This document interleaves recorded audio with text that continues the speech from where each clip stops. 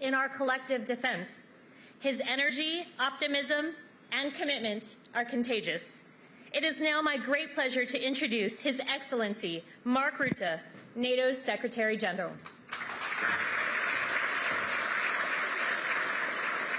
Well, thank you for that very kind introduction.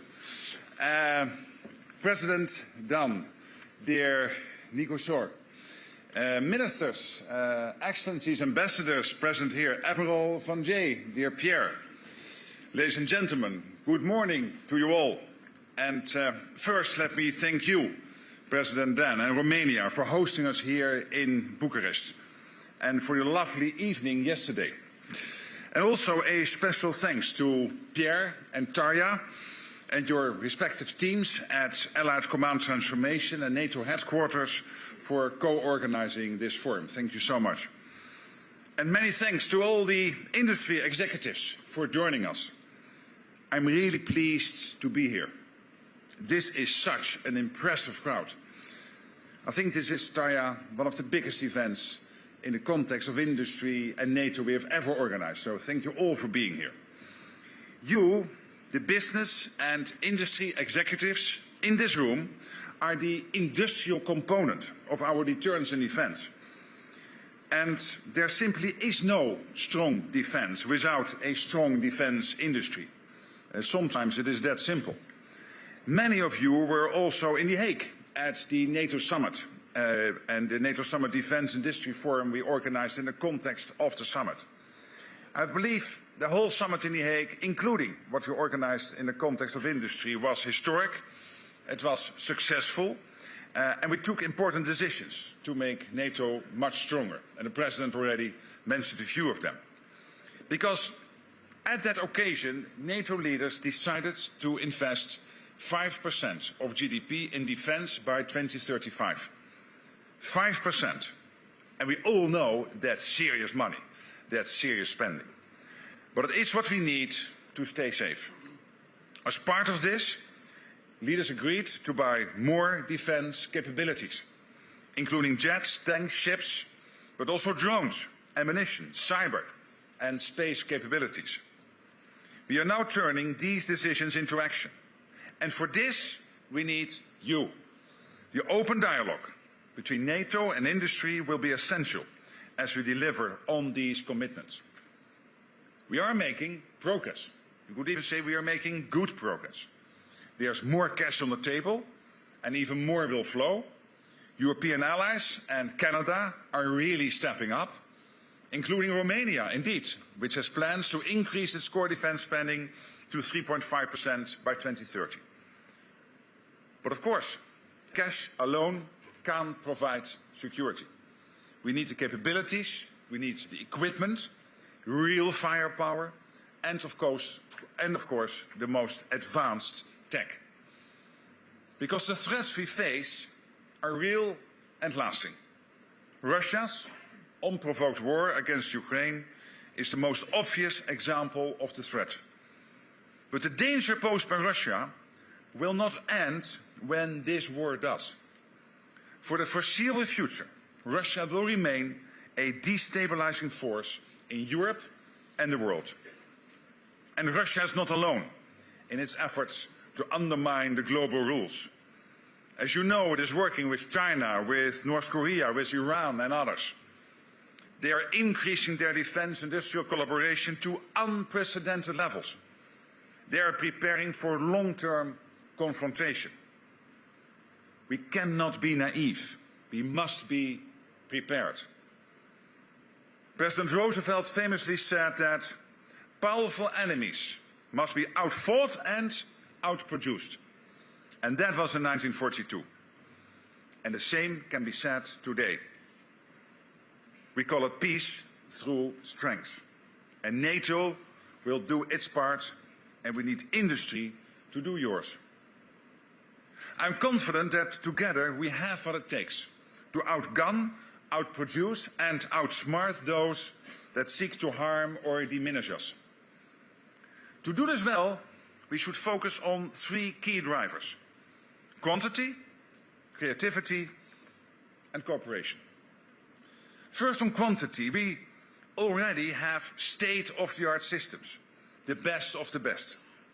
These give us an edge, and we will keep it sharp. But we need more, and we need it fast, and that means increasing production and shortening delivery times. We are already turning the tide on ammunition. Until recently, Russia was producing more ammunition than all NATO allies put together. But not anymore. Across the alliance, we are now opening dozens of new production lines and expanding existing ones. We are making more than we have done in decades.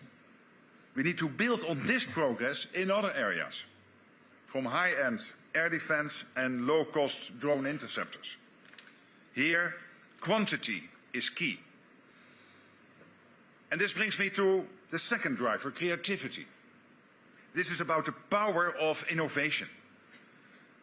To stay safe in the future, we need to outsmart our adversaries, drawing on all our strength.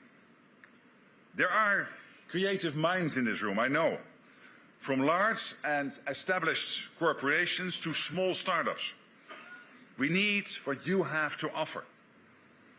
And we live in free societies where your creativity can thrive.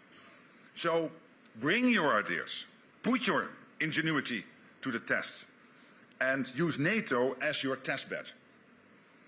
We have the Defence Innovation Accelerator for the North Atlantic, or Diana, with a network of test centers and accelerator sites across NATO countries. We also have the NATO Innovation Fund, the world's first multi-sovereign venture capital fund. Through this fund, we invest in deep tech, dual-use technology startups that can support our defense, our resilience, and our security. So we can help develop the next generation of innovators. The third driver I want to talk about is cooperation. This is NATO's bread and butter.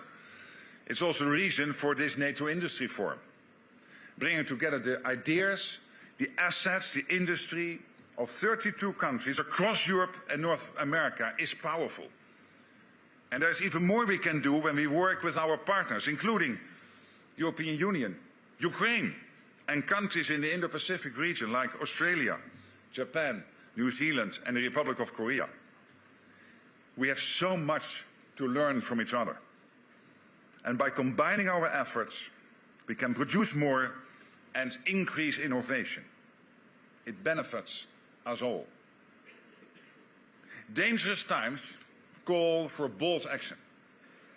And this demands a degree of risk tolerance from all of us. As leaders take the political risk, industry is being asked to take some business risk. As you think of your shareholders, this may make you nervous. You are waiting for governments to sign long-term contracts, I know. And you're right. Sometimes governments need to do that.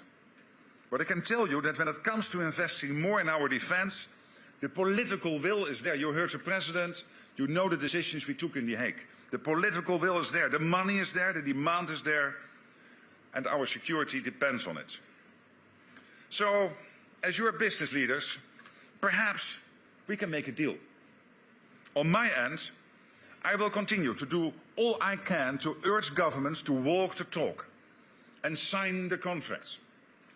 And I promise we will do all we can from NATO to expedite procurement and keep supporting innovation.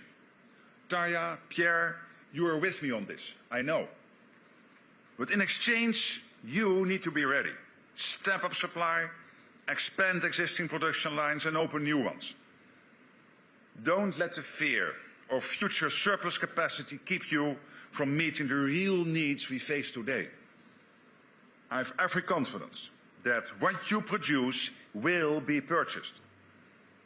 There are great business opportunities for all of you and real benefits for us all. Because when industry steps up supply, the result is not only more security, also more economic growth and many more jobs. The defense dividend is real, and our mission couldn't be more worthy. So, Let's work together to deliver a safer and more prosperous future for us all. Thank you very much.